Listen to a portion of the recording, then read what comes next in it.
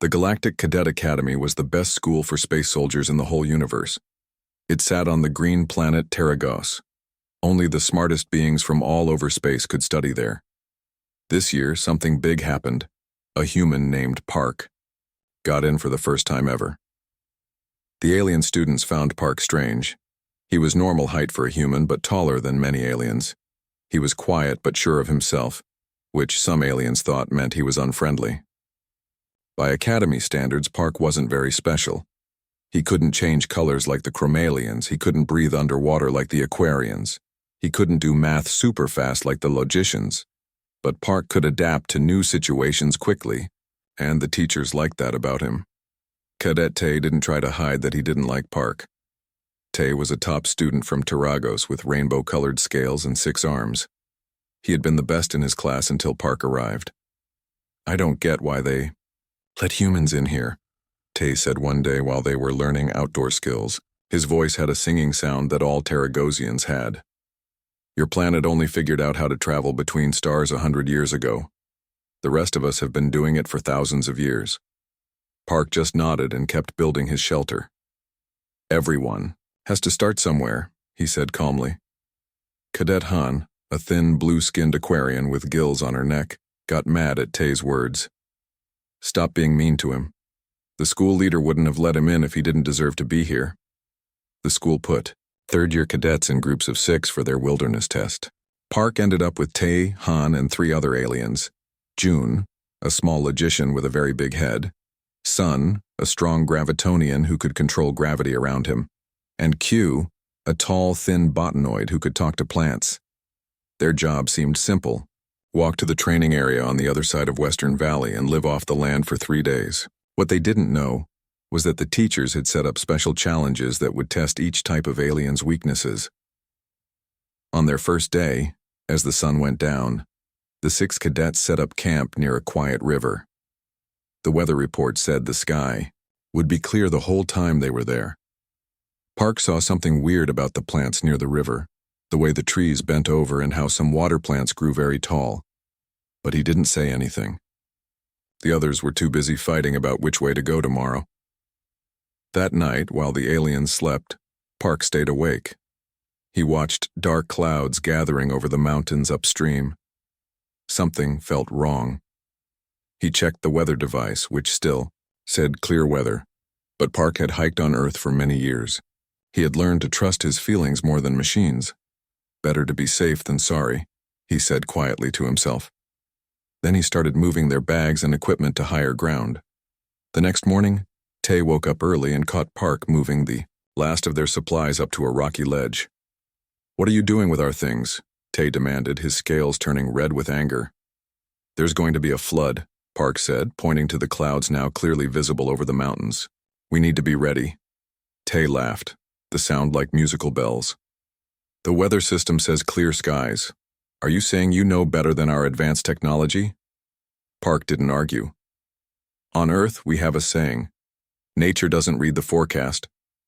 Earth sayings don't matter here," Tay said. "This is why humans shouldn't be at the Academy. You rely on feelings instead of facts." By now, the other cadets had woken up. June, the logician, checked the weather scanner himself. The scanner shows clear conditions with 99.8% certainty, June said, his huge eyes blinking as he processed the information. "However, I observed that the atmospheric pressure has dropped by 4.3% since last night, which is unusual." Sun, the gravitonian, stood firmly on the ground, his stocky body completely still. After a moment, he spoke. "I feel vibrations coming from upstream. Something's moving toward us, something big."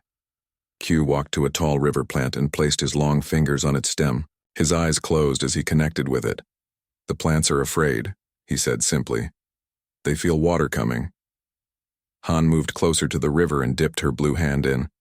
"The temperature has dropped 3 degrees since yesterday, and there are no fish. They've all swum downstream." Tay looked from one teammate to another, his scales now showing patches of doubt. "So you're all taking the human side, based on clouds and fish and plant feelings?" Just then, a low rumble reached them. It Wasn't loud yet, but it made the ground under their feet tremble slightly. "What was that?" Tay asked, his confidence faltering. "That," Park said calmly, "is the sound of a lot of water moving very fast. We have maybe 15 minutes before it reaches us." "But the Academy wouldn't put us in real danger," Tay argued, though with less certainty now. "This must be part of the test." "Test or not, water is coming," Park said, "and we need to finish moving our supplies to higher ground. Now." Something in Park's voice, the quiet certainty perhaps, finally got through to Tay. With a reluctant nod, he began using his 6 arms to gather the remaining equipment. As they worked, Han asked Park, "How did you know?" "The scanner says there's no rain. The trees," Park explained, pointing to the curved trunks along the riverbank. "They've been shaped by previous floods, and those water plants only grow that tall when they expect regular flooding. Plus, my grandfather taught me how to read weather patterns in the mountains. Those clouds mean heavy rain upstream, even if it's not raining here." "Fascinating," June commented. "You interpreted environmental data that our scanners ignored because they were programmed to measure atmospheric conditions, not biological indicators." As the rumbling grew louder, the 6 cadets rushed to finish moving their supplies. Park worked methodically, prioritizing essential survival gear. The aliens watched him with new interest, especially when he began gathering large fallen branches. "What are those for?" Sun asked. "If the water rises higher than we expect," Park replied, "we might need to build something." "Build what?" Tay asked, genuinely curious now. Park smiled for the first time since they'd met. "Something humans have been making for thousands of years when faced with too much water." The first heavy raindrops began to fall as they secured the last of their supplies on the rocky ledge 10 meters above the river. In the distance they could now see a wall of muddy water rushing down the valley toward them. Tay stared at the approaching flood, his scales now pale with fear. "Perhaps," he admitted quietly to Park, "there are some things worth learning from humans after all." The rain started just before sunrise. It wasn't gentle rain. It was heavy and loud, like someone dumping buckets of water from the sky. Park had moved most of their important supplies to a rocky ledge 10 meters above the river. Suddenly, all their communication devices made a loud beeping noise. The screen flashed. "Flash flood warning. Everyone get up now," Park shouted, waking his teammates. "The river is going to flood." Tay jumped up quickly. His scales were flashing with patterns that showed he was scared. "This can't be happening. The weather report said." "Look at the water," Han interrupted. She pointed to the river, which was already twice as wide as it had been last night. The 6 cadets ran to the higher ground where Park had moved their supplies. They barely made it in time. A huge wave of dirty brown water rushed through their old campsite. In seconds, their tents and the remaining gear were gone, swept away in the flood. "The Academy must have planned this," June said, his big eyes blinking fast as he thought. "They made a controlled flood to test how we handle an emergency." "Controlled. Or not, we're stuck," Sun said. He used his gravity powers to keep his balance as the ground shook beneath them. The whole valley floor is underwater now. Q touched a nearby tree with his long fingers. "The plants are scared.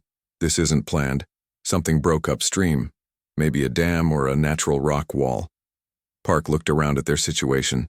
The rocky ledge they stood on was getting smaller as the water kept rising. Across the valley, he could see other groups of cadets trapped on similar high spots. Some were very close to being swept away. "Our communication devices won't work because of the storm," Tay said. He didn't sound proud anymore. He sounded worried. "The normal emergency plan is to turn on our personal beacons and wait for rescue." "How long would that take?" Park asked. "Usually 2 hours," Han answered. "But with these conditions and many emergencies happening at once," Park nodded with a serious face, "we don't have that long. The water is still rising." The 6 cadets huddled together on their shrinking safe spot as the rain kept falling hard. Around the valley, Park could hear the distress calls of other alien species, high whistles from the chromalians, deep rumbling sounds from the gravitonians. "We need to move to higher ground," Park said firmly. Move? Through that? Tay pointed at the rushing water. Even Han can't swim in water like that. Han nodded sadly. The current would pull me under right away. Park looked at what they had. Some rope, survival packs, and trees being hit by the flood. He started to think of an idea. It was something his grandfather had taught him during summer visits to the lake on Earth. We don't need to swim, he said with confidence. We need to build. The aliens watched with confused faces as Park began collecting fallen branches and light materials from their survival packs. What are you doing? Tay asked. His scales showed a pattern that meant confusion. Building a raft, Park answered as he kept working. Son, I need you to make these big logs lighter using your gravity powers. Q, can you ask any of these plants to give us strong, bendy vines to tie things together? Plants don't just give parts of themselves, Q said with doubt, but he put his hands on a nearby bush anyway. After a moment of silent communication, he nodded. This plant understands we need to survive. It will give us what we need. While Q collected vines and Sun used gravity to gather building materials, Park gave instructions to the others. June, figure out how much floating power we need for all 6 of us plus our important gear. Han, you know how water moves. Help me make the most stable design. Tay, your 6 arms make you perfect for tying the complicated knots we need. Despite not wanting to at first, Tay turned out to be very good at securing the structure. His 6 arms worked at the same time with amazing skill that a human could never match. My ancestors crossed oceans in boats like this, Park explained as they worked. Simple, yes, but they worked. Humans went on water? By choice, Han asked. She seemed truly interested despite their dangerous situation. We've been doing it for thousands of years, Park said. Long before we had technology to help us. Interesting primitive behavior, Tay said, but his voice had a new tone of respect. As the raft took shape, June kept doing calculations in his big head. Even with the best construction, we only have a 62.7% chance of successfully crossing to the eastern ridge. Better chances than staying here, Park replied, securing the last section. The water will reach where we're standing in about 20 minutes. Around the valley, they could see other groups of cadets in different states of panic. Some tried to use emergency teleportation devices, only to find that the storm's special properties made them useless. Park stepped back to look at what they had built. A strong raft made from lightweight logs, strengthened with materials from their packs, and tied together with tough vines. It wasn't pretty, but it would work. Each of us needs to use our special abilities, Park instructed. Sun will control gravity to keep us from tipping over. Han will read the water currents. June will calculate our path. Q will talk to any plants we can use as anchors. Tay and I will steer using these paddles we made. And if we fail? Tay asked. His usual confidence was gone. Park gave a small, determined smile. Then we'll adapt again. That's what humans do best. The water was now only a meter below their position. The raft floated in the muddy water, bumping against the edge of their rocky ledge. It was time to go. Everyone get on carefully, Park said. Sit in the positions we talked about. Keep your weight balanced. One by one, the cadets climbed onto the raft. June went first, sitting in the middle because he was the lightest. Han went next, positioning herself at the front where she could best feel the water currents. Sun took position in the center where his gravity control would be most effective. Q sat near the back, where trailing vines could touch any helpful plants. Tay and Park took positions on either side with their makeshift paddles. Just as the last cadet boarded, a massive tree trunk came rushing down the flood toward them. Push off now, Park shouted, digging his paddle deep into the rocky ledge. With one strong push, they launched into the raging flood. Immediately, the current grabbed them, spinning the raft in a circle. For a terrifying moment, it seemed they would capsize right away. Sun, Park called. The Gravitonian concentrated hard, his stocky body glowing slightly as he manipulated gravity around the raft. Slowly, they stabilized. Current coming from the right. Han warned, her blue hands trailing in the water to sense its movement. Paddle left, Park instructed Tay, and they dug their paddles into the churning water together. The raft responded, turning just enough to avoid a swirling whirlpool that could have pulled them under. They were now moving fast down the valley, carried by the powerful flood.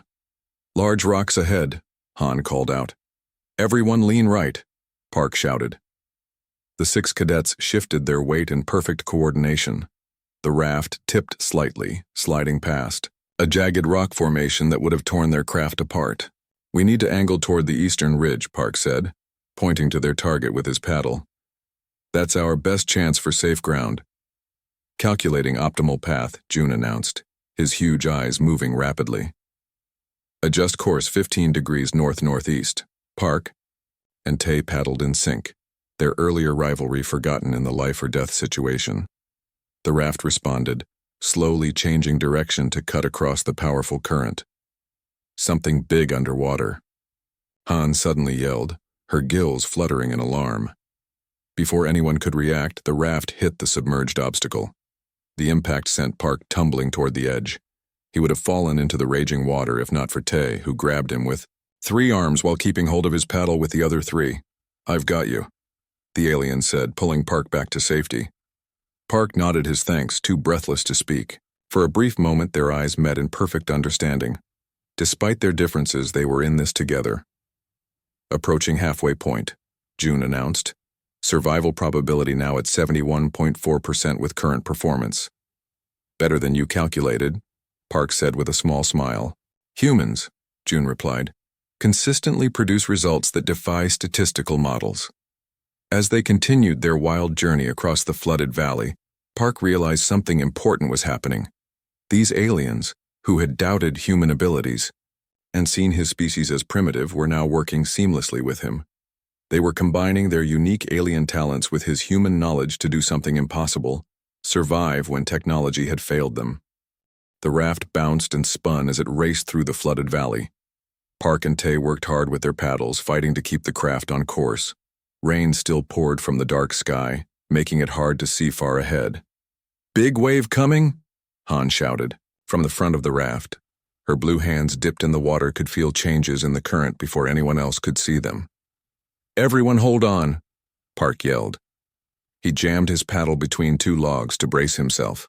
The wave hit them hard, lifting the front of the raft high into the air. For a moment, Park thought they would flip over backward. Then Sun focused his gravity powers, making the back of the raft heavier. They slammed back down with a splash that soaked everyone. That was too close, Tay said, shaking water from his scales. We need to find calmer water. June pointed to their right. That section of the valley has large trees still standing. They will break the current and create pockets of slower water. Park nodded. Good thinking. Let's head that way. Using their paddles, Park and Tay steered toward the tree line. It was hard work pushing against the main current. Park's arms burned with effort, but he didn't complain. He noticed that Tay was matching his rhythm perfectly, the alien's 6, arms giving him amazing strength and control. As they reached the trees, the raft's speed dropped. They were still moving fast, but at least now they had a moment to catch their breath and plan. We're making good progress, Park said, wiping rain from his eyes. But we need to think about what happens when we reach the other side. The eastern ridge looks steep. I can reduce our gravity when we land, Sun offered. It will make climbing easier. And I can ask the plants to help us, Q added. Many have strong roots we can use to pull ourselves up. Park smiled. Just days ago, these aliens had doubted that a human belonged at their academy. Now they were working together like a real team. Suddenly, Han stood up, her gills flaring wide. Listen. Everyone went quiet. At first, Park only heard the rush of water and the pounding rain. Then he caught it. A high, thin sound cutting through the storm. It was a distress call. Other cadets in trouble, Tay said, his head turning to locate the sound.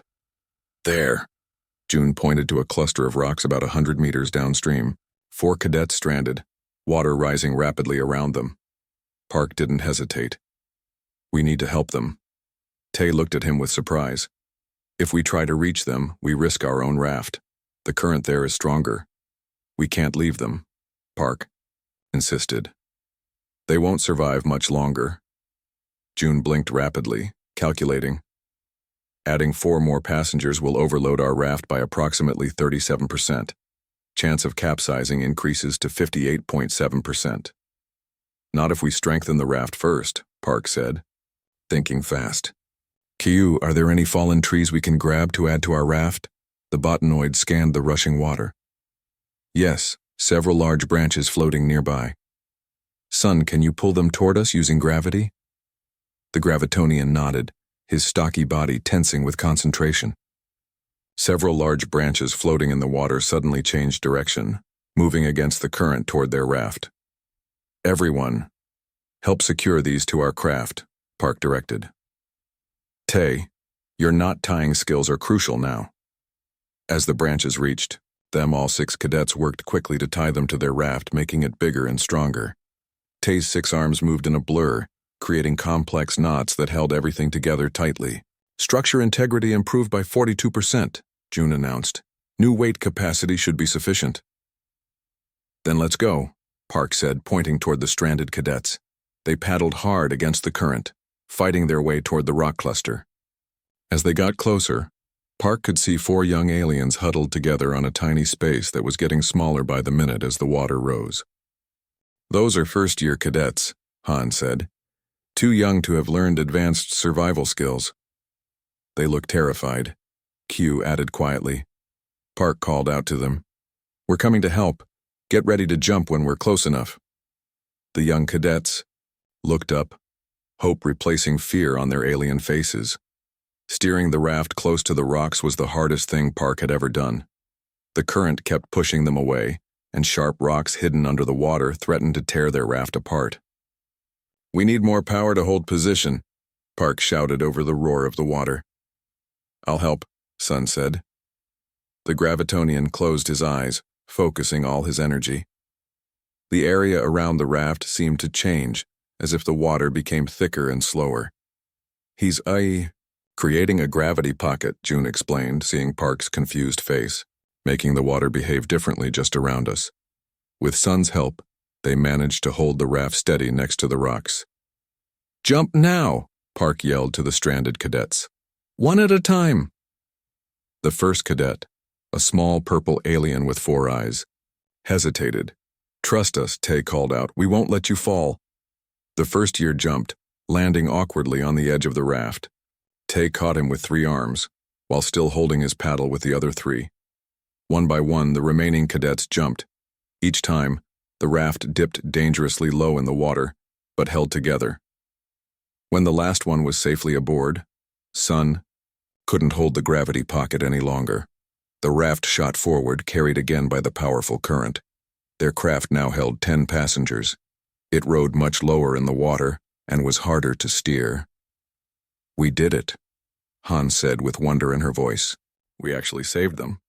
Park saw that the young cadets were shivering with cold and fear.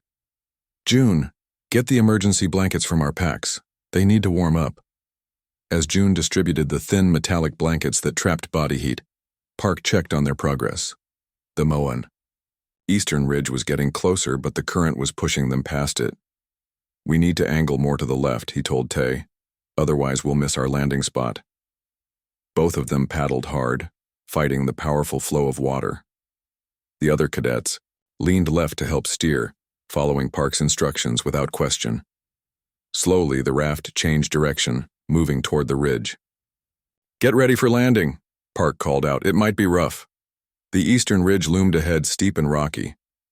In some places, the flood reached almost to the top, but Park spotted a section that rose higher above the water. Aim for that flat area, he pointed. As they approached the ridge, the current grew stronger, as if the flood was trying one last time to keep them from safety. Park's muscles screamed with pain as he pushed his paddle through the water with all his strength. Next to him, Tay matched his efforts, the alien's 6 arms working together with incredible power. Almost there, Han shouted from the front. Just a little more. The front of the raft hit the rocky shore with a hard bump. For a terrifying moment, they started to slide back into the flood. Then Q leaped from the raft onto land, still holding a vine connected to their craft. He wrapped it around a sturdy rock and pulled with all his might. "Everyone out now," Park ordered. "Quickly, before we lose our position." The young cadets scrambled ashore first, followed by June and Han. Sun stayed on the raft, using his gravity powers to keep it stable against the current. Park and Tay were the last to leave, still using their paddles to hold the craft against the shore. When everyone was safely on land, they all grabbed the vines and pulled the raft completely out of the water. No one spoke for a long moment, too, exhausted and amazed that they had made it across the flooded valley. We actually did it," Tay finally said, his scales showing patterns of disbelief and joy. "Yes, we did," Park agreed, looking at their makeshift raft with pride. It wasn't pretty or high-tech, but it had saved 10 lives. One of the young cadets approached Park. "You built this?" the small alien asked, touching the raft with wonder. "We all built it together," Park said. "Each of us contributed our skills. But it was your idea," Tay said, surprising Park. "A human solution to a problem that none of us would have considered." Park shrugged. "On Earth we have a saying, necessity is the mother of invention. When you don't have fancy technology, you learn to use what's available." The oldest of the young cadets looked at Park with new respect. "They teach us that humans are a primitive species, barely worth studying. But you saved our lives with your primitive knowledge." "There's a difference between simple and primitive," Park replied gently. "Sometimes the simplest solution is also the best one." As the rain finally began to ease, the 10 cadets gathered on the ridge, looking back across the flooded valley. Other groups remained stranded on high points, waiting for rescue. Park couldn't help but feel proud that his team had refused to just wait passively for help. "What happens now?" Han asked, wringing water from her blue skin. "We get everyone to higher ground, find shelter, and wait for the academy to locate us," Park said. "Our personal beacons should work better now that the storm is passing." "You think they'll be impressed with our raft?" Q asked. Tay laughed, a musical sound that seemed out of place after their dangerous journey. "They'll be stunned that we crossed the flood at all. No one will believe a human technique saved us." "They'll believe it when they see our new admirers," June said, nodding toward the young cadets who were examining the raft with great interest. Park smiled as he watched them. Perhaps this was why humans had been admitted to the academy, not because they had advanced technology or special physical abilities, but because they brought a different way of thinking, a perspective that had been lost to most spacefaring civilizations long ago. "Come on," he said to his team. "Let's find a dry spot and build a shelter. I have a feeling we're going to have a lot to explain when the academy finds us." The rain finally stopped as night began to fall. The 10 cadets found a large cave in the eastern ridge where they could stay dry. Park organized everyone into teams to gather wood for a fire, find food, and set up a simple camp.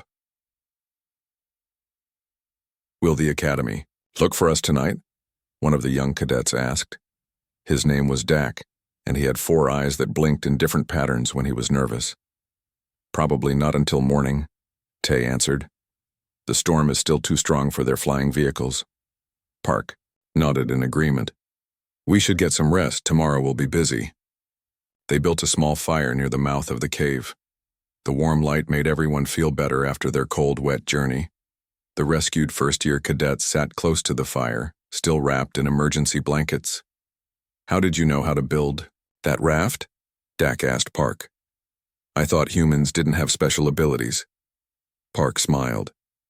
"We don't have powers like changing gravity or talking to plants, but we do have thousands of years of survival knowledge passed down through generations. In our history classes, they teach that humans are a level 3 civilization," another young cadet named Lena said. She had green skin that changed shade with her emotions. "That's pretty low on the galactic scale. Technological level isn't everything," Tay surprised everyone by saying. "Today I learned that sometimes simple solutions work when advanced technology fails." Park looked at Tay with surprise. Just days ago, the 6-armed alien had been his biggest critic. "Tell us about Earth," Han suggested to Park. "What's it like there?" Park thought for a moment. "Earth has many different environments. Oceans, mountains, deserts, forests. Humans had to learn how to survive in all of them before we had advanced technology. So you all learned to build rafts? Dak asked. Park laughed. Not everyone, but many of us still learn basic survival skills. My grandfather taught me. He said that we shouldn't forget our roots even as we reach for the stars. As they talked, June was checking their location on a small device that had survived the flood. According to my calculations, we are approximately 15 kilometers from the Academy's main facility, the big-headed logician announced. If we set off at dawn, we could reach it by midday tomorrow. Will we be in trouble for leaving our assigned area? Q asked, looking worried. I don't think so, Park said. This was an emergency, not part of the test. I'm sure the Academy will understand that we had to move to stay safe. They ate a simple meal of emergency rations and some edible plants that Q identified. As the night grew darker, the cadets took turns keeping watch while the others slept.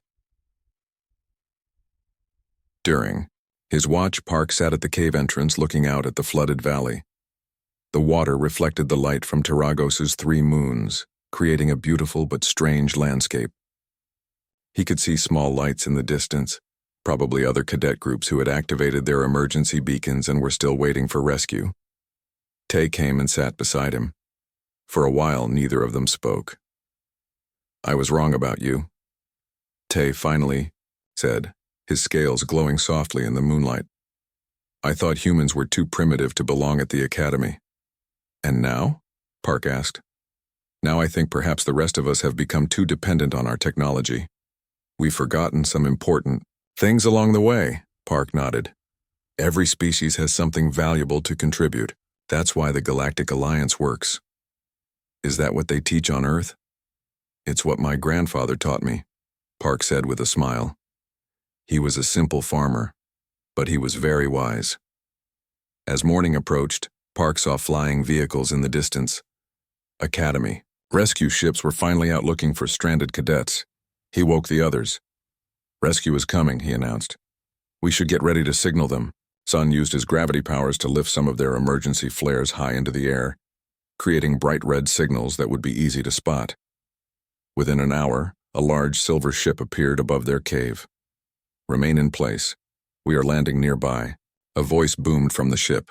The cadets gathered their few belongings and waited outside the cave. The ship landed on a flat area about 50 meters away. The door opened and an Academy instructor stepped out. She was a tall Kronos with silver skin that seemed to shift and flow like liquid metal. Cadets, we've been searching for survivors. Since the storm cleared, she said. Are you all unharmed? Yes, Instructor Vex, Tay answered formally. All 10 of us are safe. 10? The instructor looked confused.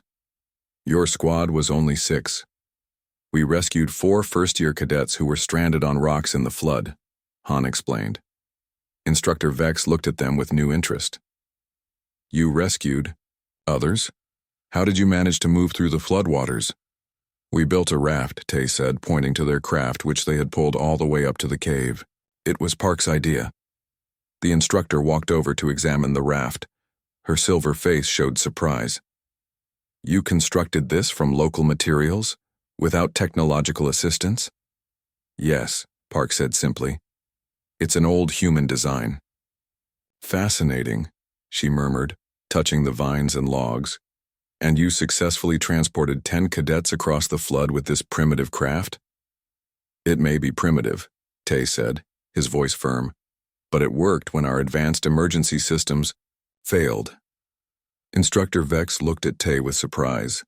Everyone knew that Taragosians were extremely proud of their technological achievements. Indeed, she said thoughtfully.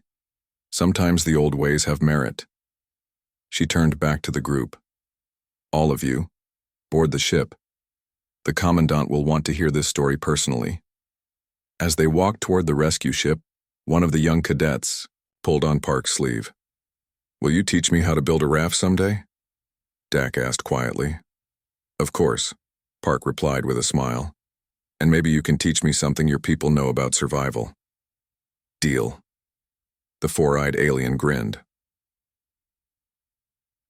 On the flight back to the Academy, Instructor Vex interviewed each of them about their experience. She seemed especially interested in how they had worked together, combining their different abilities.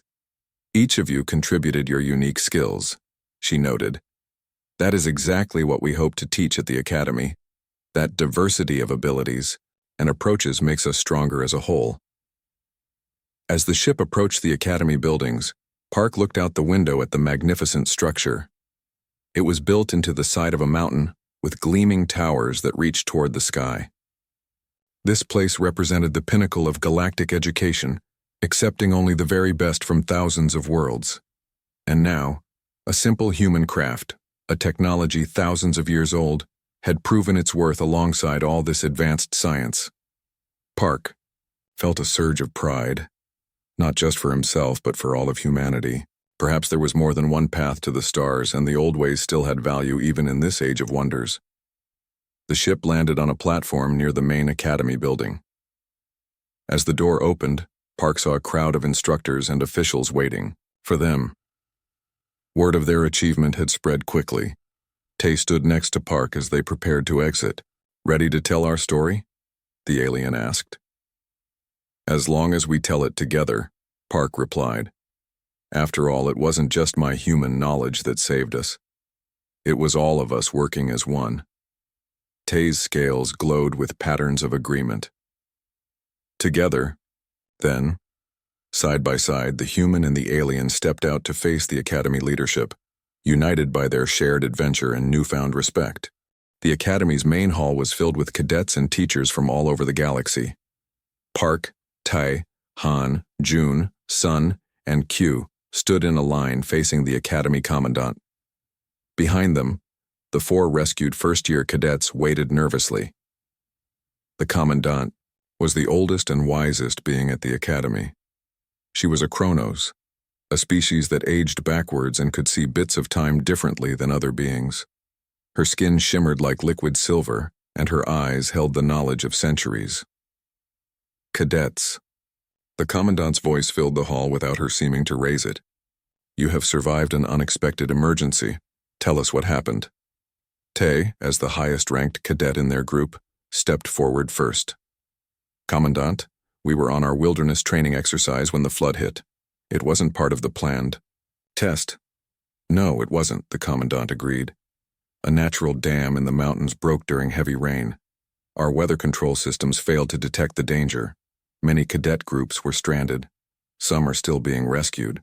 "We would have been stranded too," Tay continued, "if not for Cadet Park's early warning and quick thinking." All eyes turned to Park. The human felt uncomfortable with the attention but stood straight. "Cadet Park," the Commandant addressed him directly. "Instructor Vex reports that you moved supplies to higher ground before the flood warning was even issued. How did you know?" Park cleared his throat. "I noticed signs in the environment. The trees along the river had marks showing past flood levels. Some water plants were growing very tall, which they do in places that flood regularly. And I saw clouds gathering over the mountains upstream." "You read the natural signs," the Commandant said, "a skill many spacefaring species have forgotten." "My grandfather taught me," Park explained. "He said technology is wonderful, but we should never forget the old ways of understanding our environment." The Commandant nodded. "Wise advice. And when the flood came, you built what did you call it?" "A raft," Park said. "It's a very old human technology for crossing water." "Show us," the Commandant requested.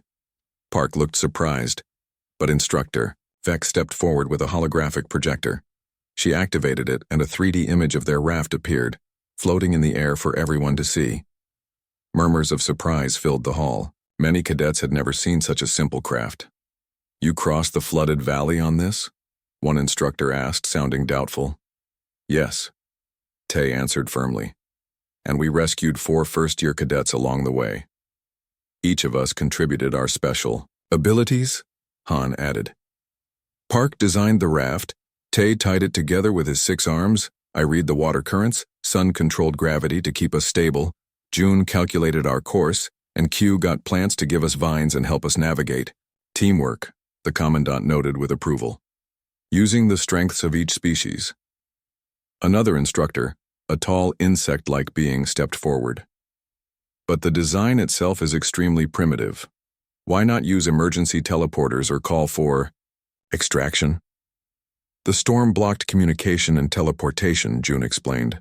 Our technology failed us, the raft did not. The commandant studied the floating image of the raft for a long moment. Then she looked at Park. Humans have been at the academy for only 3 years, she said. Some questioned if your species was ready to join us. You are physically weaker than many species. You lack natural abilities like changing gravity or breathing underwater. Your civilization is young compared to others.